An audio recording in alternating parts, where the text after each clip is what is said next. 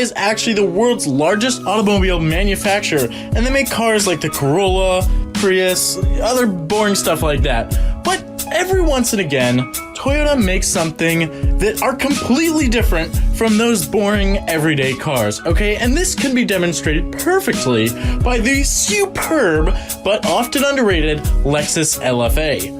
Now, in a nutshell, the Japanese brand was educating the European bigwigs. Toyota will almost certainly be present at any motorsport event. They've won Le Mans the past few years. Toyota's halo car, the Supra, is often regarded as one of the best things to come out of Japan after anime and drifting, of course.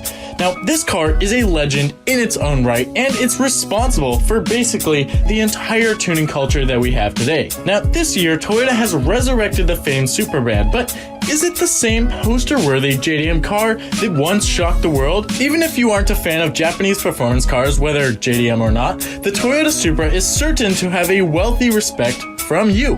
Many people have been won over by the sports coupe's ability to withstand radical modifications, as well as its incredible durability thanks to the extremely overbuilt and famous, you could probably say it, 2JZ engine, okay? That's why everyone loves this car. Now let's take a look at how the iconic Supra has evolved over the years. And make sure to stay until the end because there is some very interesting facts in here that you're going to want to know. Now let's roll back to the first generation, the A40 and A50, that's what their chassis codes are, and they came from 1979 to about 1981. Now, the Supra was actually a modified version of the 1979 Toyota Celica hatchback. Now, this had a much higher starting price of $9,578. Oh my gosh. But buyers received a well-appointed cabin that bordered on luxury, maybe like a Lexus, and it was also a larger version of the same Celica. Despite the similarity in design though, the Supra of the A40/A50 gen was 8.1 inches longer and had a 5.1 inch longer wheelbase than the Celica. Basically, it was just a bigger Celica, and it was dubbed a Celica with a nose job by who other than Car and Driver. Now, the single overhead cam 110 horsepower 2.6 liter inline 6 was the first Toyota engine with electronic fuel injection. Yes! Now, this was a huge draw for enthusiasts. Very cutting edge technology, gets you more horsepower. 4-wheel independent suspension and 4-wheel disc brakes were among the innovative features that this car brought to the world. A 5-speed manual or 4-speed automatic transmission were available. Take your pick. The manual is better though, obviously. Now, for the 1981 model year, the Supra was renamed the A50, and it received a 2.8-liter inline 6-cylinder with 116 horsepower and 145 pound-feet of torque. That's pretty good. Now, according to Road and Track, this car was still slow with a 0 to 60 time of 10.2 seconds, but this is a time when performance was at a scarcity, okay? So 10.2 seconds, not too bad back in this day. From its debut, the Supra was always more of a grand tourer type car. A quote from Car and Driver says, "You're better off cruising in the Supra than attempting to turn life into one big gymkhana." This was mainly referring to the Supra's spongy suspension. Now, in 1981, Toyota added a sport suspension package to increase handling, but the Celica Supra was never mistaken for a Porsche or Ferrari. But let's move it right along to the second generation, aka the A60. Now, this was 1982 and it ran until 1986. So in 1982, the car was redesigned and it was still a hatchback, but now it had 2 trim levels, alright? So you get an L series, which was $13,598 base, and performance for $14,598. You get fender flares, a lively interior, and bigger wheels and tires were all parts of this performance package. The A60 Celica Supra had a sloping hood with hidden pop-up headlights, and these combined with the angular roof and window line, and this gives it an awesome wedge form. To anyone, this car appears sporty and appealing. For this version, the engine was also improved once again, but the transmission options remained unchanged. Now, the automobile now has a 2.8-liter inline 6-cylinder with 2 overhead cams. According to Car and Driver, output increased to 145 horsepower, 155 pound-feet of torque. This lowered the 0 to 60 mile per hour time to 8.8 seconds. Whew, that's fast. A semi-trailing arm independent rear suspension was also installed, replacing a live rear axle with 4 trailing links and a pan-hard rod.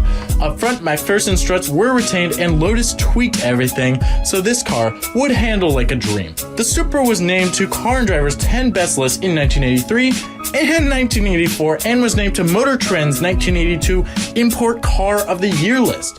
Quote, "This is a road car that stands up to intense inspection and hard driving in a way that defies its Toyota beginnings." In the United States, about 115,000 A60s were sold. And since we're in 1986, let's move it on to the third generation, the A70. Now this started in 1986.5 and ran until 1992. With the debut of the third generation Supra in mid-1986, the Supra separated from the Celica. The Supra kept its rear-wheel drive system, whereas the Celica switched to front-wheel drive. The Supra had softer lines, but it retained a hatchback body design with a Targa top fitted for a convertible feel. Horsepower was boosted to 200 with a new 3-liter dual overhead cam inline 6-cylinder with 4 valves per cylinder, but not a 2J. And in 1987, a turbocharger was added to the Supra. Still not a 2J, but this increased horsepower to 230 horsepower and reduced the 0 to 60 miles per hour time to around 6 seconds, which now we're getting pretty quick. The A70 featured front and rear double wishbone suspension, and it was the first Supra to include anti-lock brakes. Wow! A sport package with a limited slip differential and adjustable dampers was standard on these turbo versions. Now, despite its near 3,500 pound curb weight, Car and Driver loved the balanced suspension and pushed it to 0.83 Gs on the skid pad, which is quite good. They also said that, quote, "The Corvette may not feel the threat just yet, but Toyota is definitely in the big leagues now and it is showing its muscles," which meant they were taking this car to compete with Porsche, Corvette, maybe even some big league cars like Ferraris. When it was first produced, the A70 Supra cost $17,919 and Toyota sold about 109,000 of them. The next version would be significantly more expensive and less popular, but it would be considered Supra's pinnacle. And let's move it on to that car, the fourth generation, aka the Mark IV Supra, aka the A80. Now this car came about in 1993 and lasted until 1998. And with the debut of the A80 generation in 1993, the Supra's starting price was raised to $33,900 from the $25,280 of the previous year. The Supra was now available as a coupe or as a sport roof Targa, with the turbo models including an optional hoop-like rear wing that received a lot of flack, but it has held up well over time. People love it now. The A80 was built on a 5.5-inch shorter wheelbase than the Lexus SC Coupe, with an aluminum hood, roof, and bumper supports. It was also 4.2 inches shorter and 124 pounds lighter than the A70 model. The 5-speed manual and 4-speed automatic transmissions were retained, but the engine was replaced with the famed, yes we're here, 2JZ inline 6-cylinder, which produced 220 horsepower wink wink in standard form and 320 horsepower wink wink when twin turbochargers were added. This turbo was offered with the automatic or a 6-speed manual. Those turbos were designed to work in tandem, with the first spooling up at 2,500 RPM and the second generating thrust at 4,500 RPM. Awesome how sequential turbos work. Now to make it stronger, the 2JZ featured an iron block instead of aluminium. This allowed the aftermarket to extract significantly more power from it, and we have seen that been done, with some people pushing nearly 2,000 horsepower. Now, according to Car and Driver, the turbo's 0 to 60 mile per hour time was 4.6 seconds. That is fast. That's faster than the Corvette, Nissan 300ZX Turbo, and the Acura NSX. The quarter mile was done in just 13.1 seconds. But since we're talking about fast and speed, we might as well talk about the 5th generation, the A90/A91. Now, with the FT1 concept car unveiled at the 2014 Detroit Auto Show, Toyota teased to the Supra's resurrection, as it had been gone for over 20 years. Toyota then teamed up with BMW to make it a reality in 2019 for the 2020 model year. The design of the FT1 was scaled down to fit the shorter car, and this resulted in an openly aggressive coupe with curves and ducts that won't work as well in the FT1's sleeker shape. The Z4 is BMW's convertible variant of that car. BMW basically did all the engineering for the A90 Supra, but it was tuned by Toyota. Involved in the development was the company president Akio Toyoda, a car enthusiast who intended to recreate the A80's performance in the modern era. Now, although the BMW 3-liter inline 6-cylinder is not a 2JZ, sadly for these fanboys, it has more power than its predecessor. It produced 335 horsepower and 365 pound-feet of torque for the 2020 model year. That's quite good. The 2021 A91 Supra had a 382 horsepower and 368 pound-feet of torque with a 0-60 mile per hour of 3.9 seconds. That is seriously fast. A 2-liter turbo 4-cylinder was also available, and it had 255 horsepower and 295 pound-feet of torque. This 4-cylinder engine gets the Supra from 0 to 60 miles per hour in under 5 seconds. Now, both of these engines are paired to an 8-speed automatic transmission that shifts crisply and quickly, but enthusiasts are still hoping for a manual transmission one day. The turbo 4-cylinder also contributes to a 200-pound weight reduction, and this lowers the curb weight to 3,150 pounds.